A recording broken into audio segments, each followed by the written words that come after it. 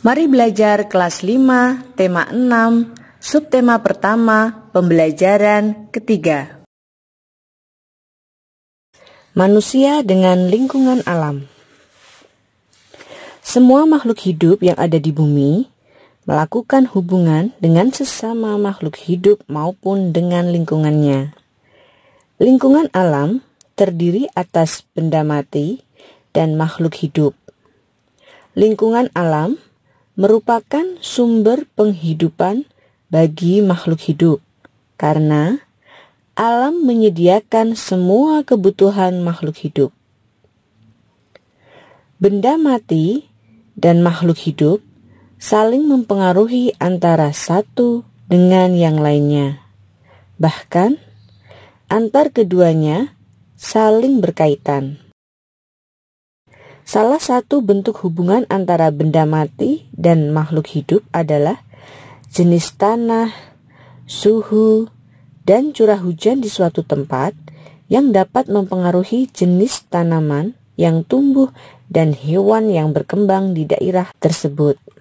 Makhluk hidup juga dapat mempengaruhi benda mati. Contohnya, daerah yang banyak tumbuhannya akan menyebabkan daerah tersebut menjadi lebih sejuk. Daerah yang masih banyak tumbuhannya cenderung memiliki air tanah yang baik dan berlimpah.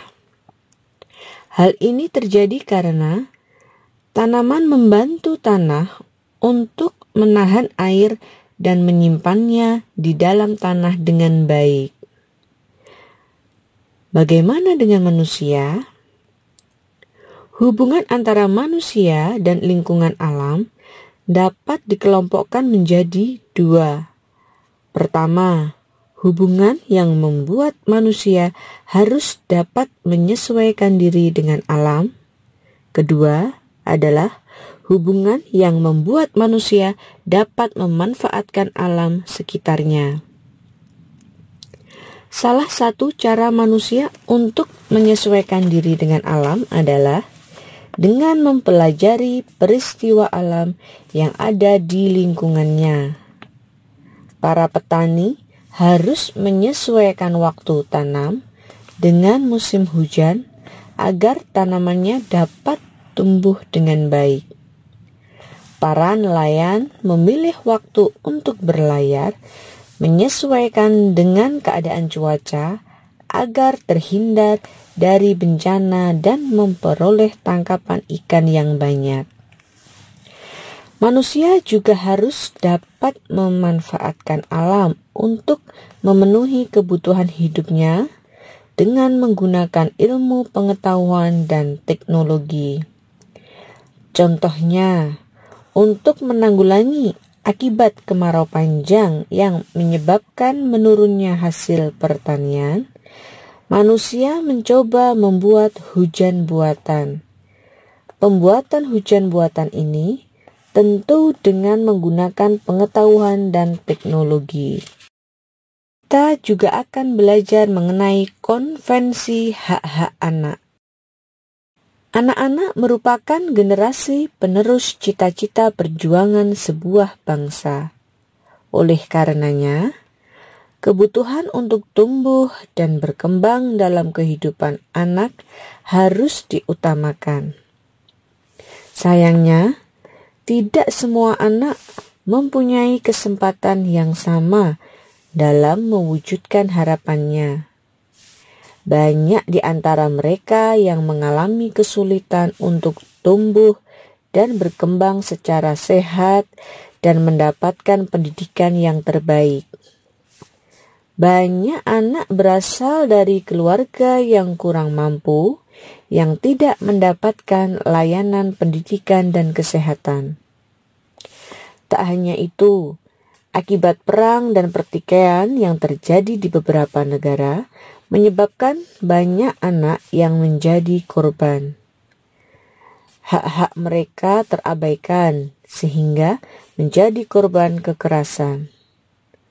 Oleh karenanya, Perserikatan Bangsa-Bangsa atau PBB mensahkan Konvensi Hak-Hak Anak, Convention on the Rights of the Child, pada tanggal 20 November 1989. Konvensi ini bertujuan untuk memberikan perlindungan terhadap anak dan menegakkan hak-hak anak di seluruh dunia. Konvensi Hak Anak merupakan sebuah dokumen yang dibuat oleh Perserikatan Bangsa-Bangsa atau PBB yang secara resmi memberikan hak-hak kepada anak-anak sedunia. Dokumen ini juga telah diratifikasi atau disetujui oleh hampir semua pemimpin negara yang ada di dunia. Indonesia menjadi salah satu negara yang mendukungnya pada tahun 1996. Apa saja hak-hak anak menurut Konvensi Hak-Hak Anak?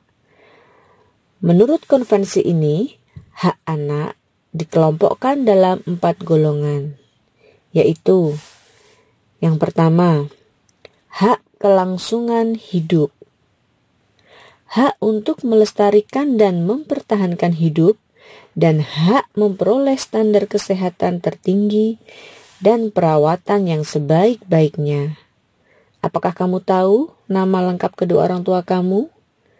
Apakah kamu tahu asal-usul kedua orang tuamu? Apakah kamu tahu asal-usul keluargamu? Setiap anak berhak tahu keluarganya dan identitas dirinya. Yang kedua, hak perlindungan. Perlindungan dari diskriminasi, eksploitasi, kekerasan, dan keterlantaran. Kamu memiliki hak yang sama dengan anak-anak lain untuk melakukan kegiatan keagamaanmu atau melakukan kegiatan perayaan tradisimu. Sebagai seorang anak, kamu boleh bekerja dan kamu berhak diperlakukan secara baik tanpa kekerasan.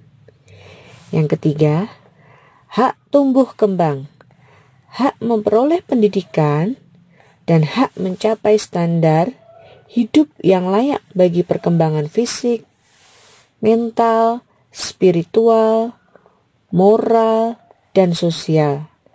Kamu memiliki hak untuk sekolah, mendapatkan tempat tinggal, mendapatkan makanan dan minuman yang layak. Hakmu adalah bermain dan mendapatkan istirahat yang cukup, karena hal itu diperlukan untuk pertumbuhan dan perkembanganmu sebagai seorang anak. Yang keempat, hak berpartisipasi, hak untuk menyatakan pendapat dalam segala hal yang mempengaruhi anak. Kamu mempunyai hak untuk mendapatkan informasi yang sesuai dengan usiamu. Kamu juga berhak untuk memberikan pendapat jika itu berhubungan dengan kehidupanmu sebagai seorang anak.